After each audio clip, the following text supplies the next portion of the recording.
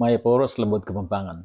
Iting kaya katamang kanduandalan na 24 apaman yubok. Nakulin walo medyo marimla na kelwal. Baluin naman dek matuwa mo panamdaman ng dimla. Pagumpisan ko na Ing mumunan dili, ing manong lagi. Lagi pa na yung daramdaman niya na lagi, palagi. Baluin ko tulin ng mas manayon kayong Kapampangan Tulad check ang comment section. Papahiwalay ng may itang pinipi kayong matulingan pong maputi. Papahiwalay, tegalugan niya yan. Sulat check ang comment section ang katulid ng mas manayon kayong Kapampangan. Ini hanggang ako gagamitan kaya naman ini, pechay.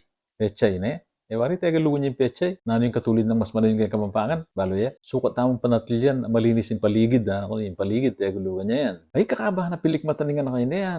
Pilikmata. Tayo galugan niya naman. Pero, inintutuki, makarina nung nga tayo baluin ni kayong Kapampangan. Simbahan. Katagalog na ni simbahan, Hindi pisa biyantani yata kaya tangal doon Sabi na kayo mo po tamunta kami Baguio, Sabi, tegalugan niya yan. At yung tawlindili, at luna mong bulan, berber na naman. Simbang gabi. Katagalog na ni simbang gabi, Dito na mo, isabihan talak yung comment section, Nung Kapampangan tamo, may pangapampangan tamo. Dengke katamo nga anak, dengke katamo nga po. Tala pa nagalugan, pangapampanganan tala. Kalasalamat, Luid Tamungan.